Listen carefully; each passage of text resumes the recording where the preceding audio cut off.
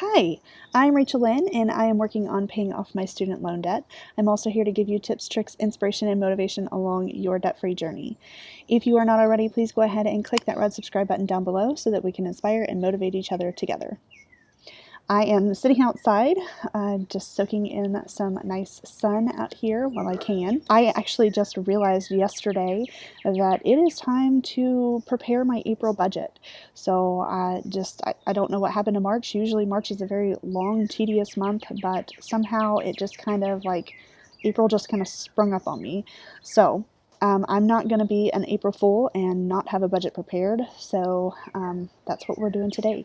So let's go ahead and get into it and see how things are looking, especially considering all of the world events going on right now, and let's just see how things look. Okay, we are officially in my budget. I'm just going to, let's see, I'm going to change this because I just copy and paste from the month before, and then I just take out all of my spending and just kind of adjust it from there. So it is April 2020, and we are preparing for the new month.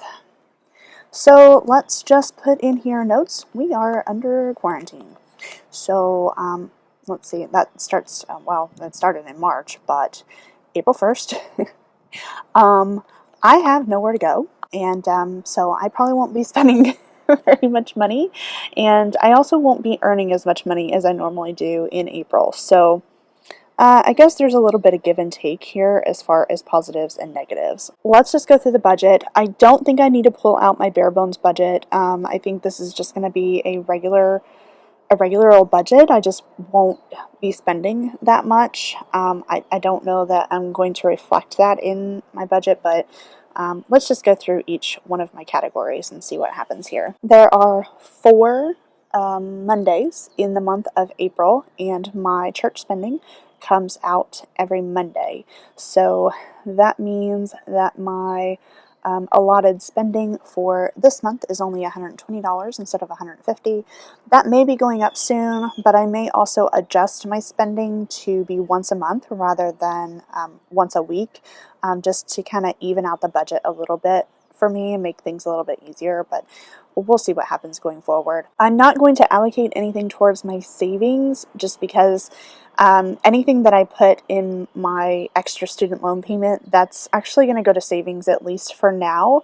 I just feel better about like not making any payments when right now my student loans are not earning any interest, and I also don't have any student loan payments due.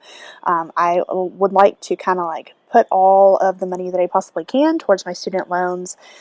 Once things kind of settle down a little bit, then I'll put all that money towards there. But I am going to mark it in my extra student loan payment down here rather than in savings, even though it's going to go to savings. So my rent is $200. That's not going to change.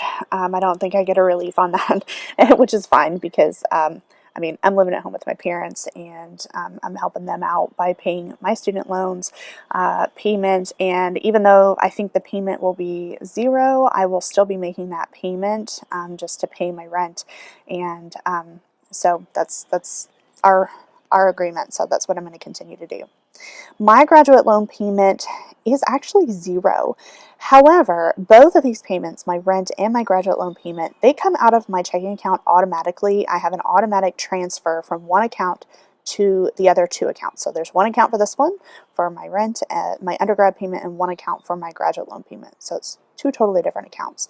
And it automatically goes from one account to the other. So even though the payment won't be made to the student loans unless I go in and make the payment myself, the money still comes out of my checking account as normal. So I'm not changing anything on that for right now. My extra student loan payment will probably change. Right now I'm just gonna make it $0 for right now, but I am gonna go back and fill that in. My extra checking account is really just where I keep part of my emergency fund, and so that's going to stay there. My sinking funds, I am going to keep contributing $250 towards my sinking funds. But while we're at it, I am going to go down here, and at least for right now, we can look at where my sinking funds will be beginning. So you can see I did spend a little bit of money from YouTube. If you'd like to know what that was for, you'll have to check out my March budget recap, which I will be posting next week. I haven't spent any other money out of any of my sinking funds accounts yet, or at least in March, except for this one. So I do need to adjust this. I now only have $7. So actually what I'm going to do is I'm going to take this down to 0. And take that off. Now that extra money that I have in there, it doesn't really disappear. That's what extra change is all about. And so that extra $7 that I had will now go to savings, and that will be going towards my student loan debt. So I just pull out extra. I like to keep everything neat and organized and on the $25 amount, just because that I just like it. And so I'm going to keep doing that. So now let me go in and adjust these. I'm starting out with $125, $200, that one stays the same, $300, $125, $375. YouTube starts at 0. Family time, I'm putting in $350, but I actually spent some money in there. I just haven't put it into my budget yet before I copied and pasted. So this will actually change before I actually start my April budget. So that might also affect how much goes to student loans and stuff. It'll probably be more like $300, maybe even $250 left in family time. Starting in the month of April. This is kind of where I'm at right now, but you'll have to check out my March budget update to see what actually was spent from family time. But regardless, I still will be contributing $250 towards my sinking funds this month. My HP Instant Ink will stay the same at $5.29. My Verizon will stay the same at $54. My gas money, honestly, I think I can take this down to $25. I kind of do need a fill up, but I don't really plan on going anywhere. I'm not even driving to work. And, you know, I should be working at Keeneland this month, but they've canceled their spring meet, so I'm not driving there. So while my gas budget should be going up to like $150 for this month, I'm actually going down to $25, and that may not even get spent. So I should be good on one fill up for the whole month. Groceries, I'm going to keep at $100 just because I have been spending more money on groceries for myself here at home. Teaching, I actually want to take this up to $150. There's some things that I could, you know, use some extra money and buy right now while I can. I may need extra resources, like online resources that I may need to pay for. I may also go ahead and like jumpstart things that I might want to buy for next year, just, you know, while I have time at home to kind of like prep and prepare, print things out, cut them out. I like to spend a lot of money on Teachers Pay Teachers, but a lot of that stuff you have to like print out and prepare ahead of time. So since I'm at home, I actually have the time for doing that. So I might spend more because of that. So I am taking that up a little bit, but I think it balances out with bringing some of the other stuff down. My spending money, I'm going to leave it at $60. I don't really have any plans to spend any money on anything, but it's nice to know that I have some money to spend if I want it. My restaurant budget, I'm taking that back up to normal. I feel like, I don't know that taking it down curbed my spending on eating out. Possibly. It's really hard to tell because, you know, the last 2 weeks of March we were quarantined, and then when I did spend money in restaurants, it was like for the whole family. So that came from family time. I also ended up spending a lot of money, you know, before the whole quarantine thing. I ended up spending a lot of money in restaurants and just spent cash so that it wasn't coming from that budget. So I don't know that it really curtailed anything, but if I'm spending cash, I'm losing out on cashback bonuses using my credit cards. I don't use my credit cards and try to earn more cash back all the time because that would be a waste of money, but I do like to earn that cash back on everything that I am spending anyway. And if I'm going to be spending it in cash, I'm spending it anyway, I might as well earn a little bit of cash back. However, being in quarantine, we're not really going out to eat all that much anyway, so I'm taking it back up to 40, but I really don't think it matters at this point.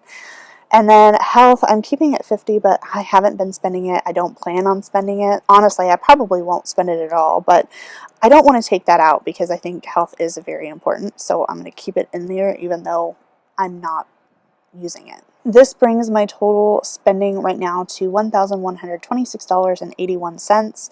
That means that I have $1,080.95 that I have left over that can go towards debt, which will be, well, it's really going to go to savings, but it's eventually going to go to debt. So that's kind of where that is landing right now. So there is my budget for April. That's what I plan on spending for the month of April.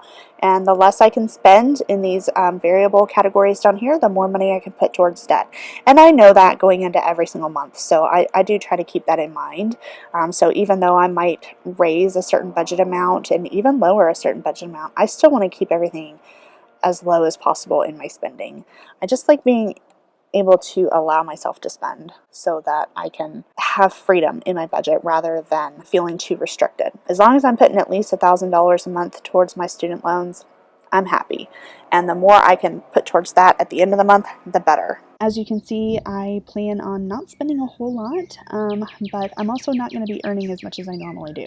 So I am a little bit disappointed in that, but at the same time, that gives me a little bit more freedom to accomplish different things at home.